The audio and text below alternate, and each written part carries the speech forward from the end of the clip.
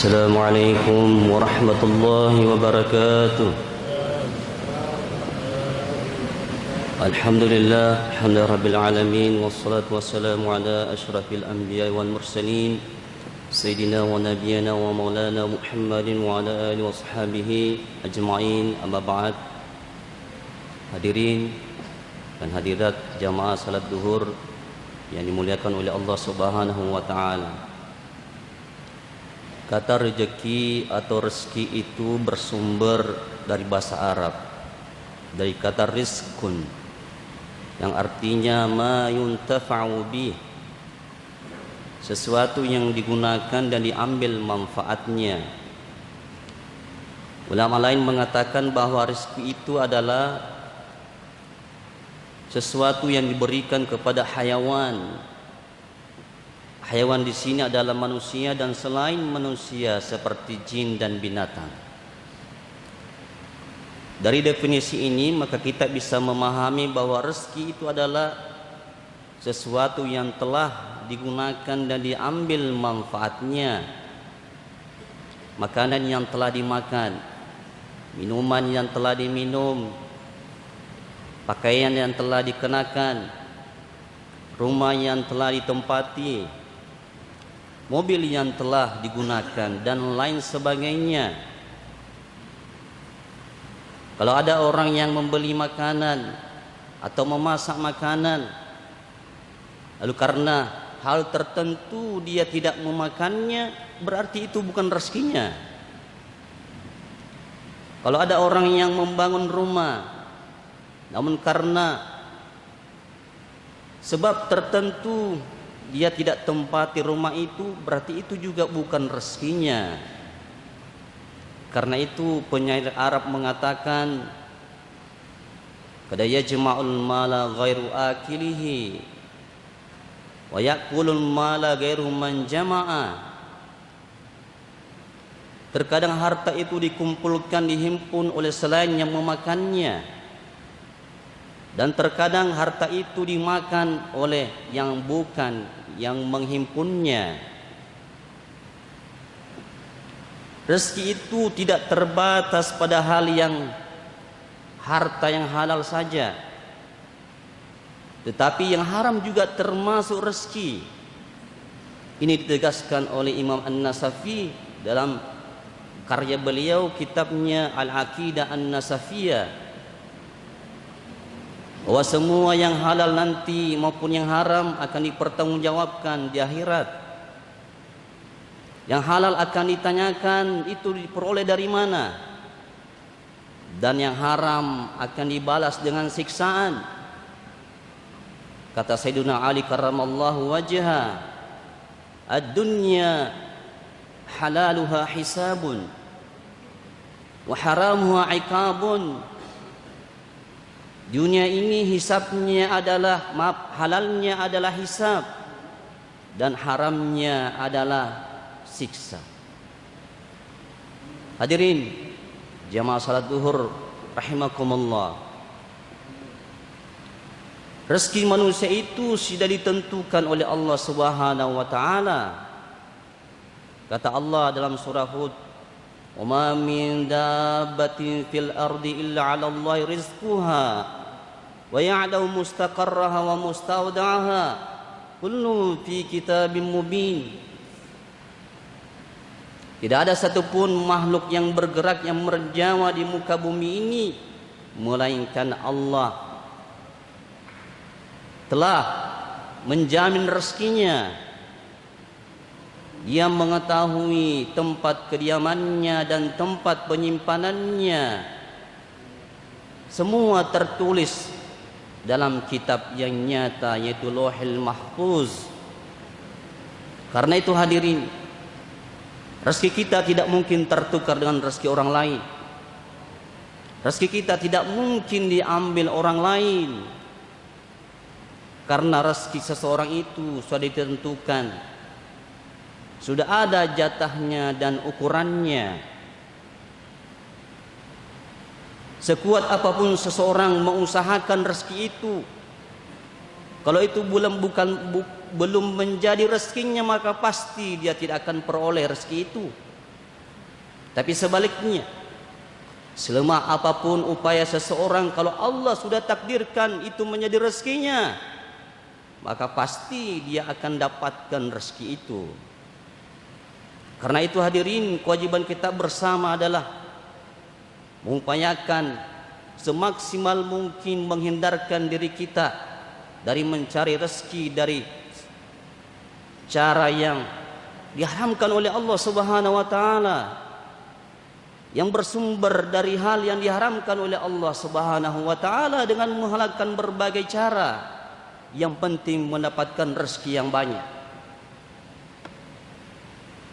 Namun demikian, meskipun rezeki itu sudah digariskan oleh Allah, sudah ditentukan, akan tetapi Allah Subhanahu wa taala bersama Rasulnya memberitahukan kepada kita beberapa sebab dan kunci pembuka rezeki itu. Yang pertama diantaranya adalah bertakwa kepada Allah Subhanahu wa taala. Kata Allah, "Wa may yattaqillaha yaj'al lahu makhraja wa yarzuquhu min haitsu la yahtasib." Siapa yang bertakwa kepada Allah, maka Allah akan membukakan jalan baginya dan akan diberikan rezeki dari arah yang dia tidak pernah sangka-sangka. Itu yang pertama. Lalu yang kedua adalah beristighfar dan bertaubat. Kata Rasulullah sallallahu alaihi wasallam, "Man lazima istighfar ja'alallahu lahu min kulli hammin farajan wa min kulli dhiqin makhraja wa razaqahu min haitsu la yahtasib."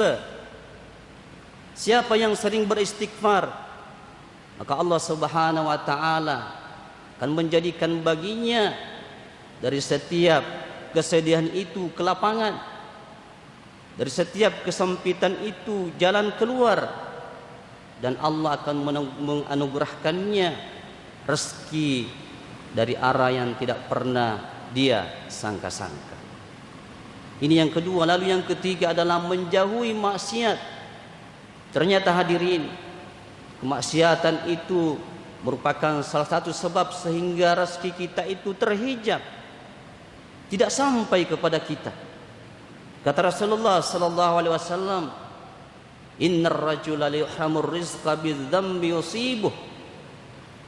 Seseorang itu terhalang rezekinya disebabkan oleh dosa yang dia lakukan. Ini yang ketiga. Yang keempat adalah bertawakal kepada Allah Subhanahu wa taala. "Wa may yatawakkal 'ala Allah fa huwa hasbuh," kata Allah dalam Al-Qur'an surah At-Talaq ayat 3.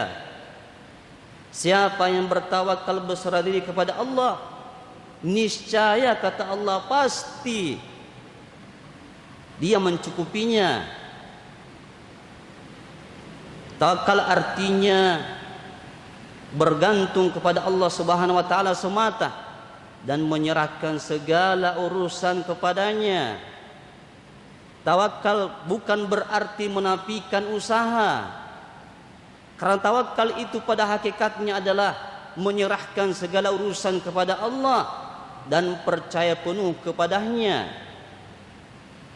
dengan disertai melakukan sebab usaha dan ikhtiar. Kita tetap bekerja secara zahir dan bertawakal kepada Allah Subhanahu wa taala secara batin.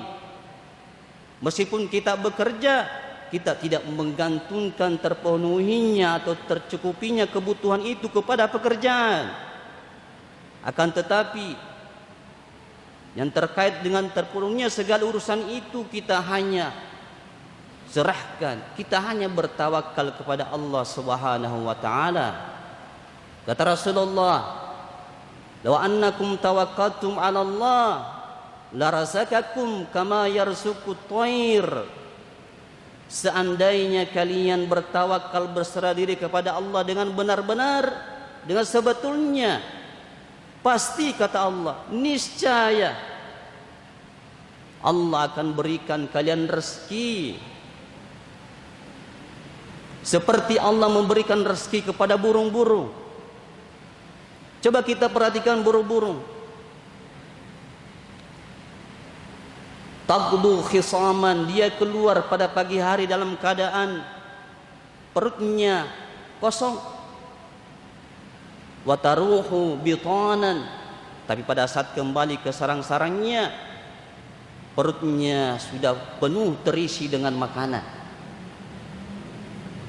Karena itu hadirin, bisa jadi di luar sana pekerjaannya mungkin itu hanya gajinya pas-pasan, akan tetapi dia bisa mampu membiayai anak-anaknya sampai sekolah tinggi, sarjana, berhasil, sukses.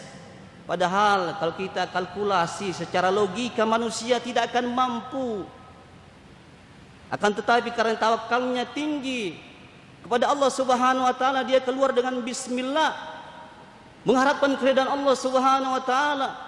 Maka Allah melihatnya dengan pandangan kasih sayang.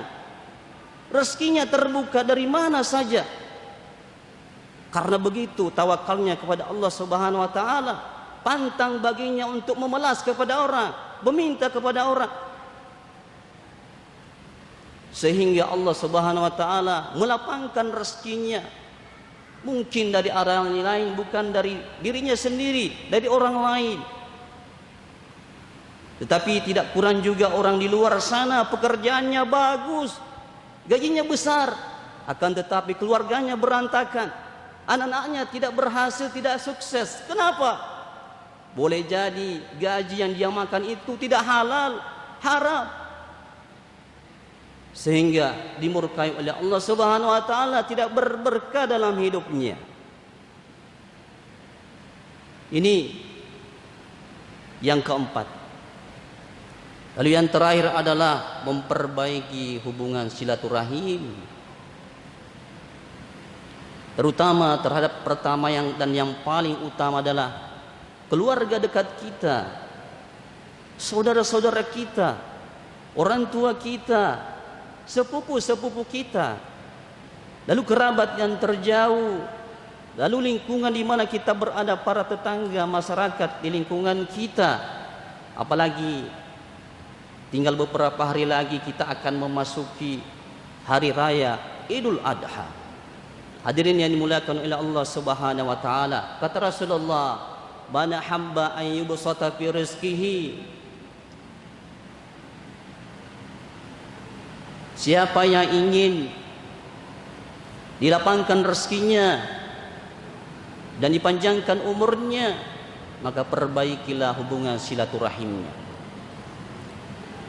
Hadirin yang perlu kita garis bawahi dan kita pahami, dan sebagai penutup dari ceramah siang hari ini adalah bahwa lapangnya rezeki, banyaknya rezeki yang kita miliki tidak berarti bahwa Allah itu mencintai kita.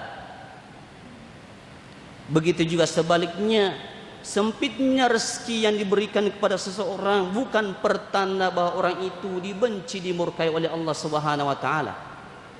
Kata Rasulullah, "Wa innallaha yu'til mala man yuhibbu wa man la yuhibbu." Allah itu memberikan rezeki kepada orang yang dia cintai, begitu juga kepada orang yang dia cintai. Wala yu'til imana illa ma yuhibbu, dan tidak memberikan keimanan itu kecuali kepada orang yang dia cintai. Karena itu patut kita syukuri bersama bahwa Allah Subhanahu wa taala sampai siang hari ini masih memberikan kita keimanan, kepercayaan, dan mudah-mudahan keimanan ini bisa bersemayam dalam diri kita sampai kita menghadap kepada Allah Subhanahu wa taala. Lebih dan kurangnya mohon dimaafkan, wabillahi taufik wal hidayah. Assalamualaikum warahmatullahi wabarakatuh.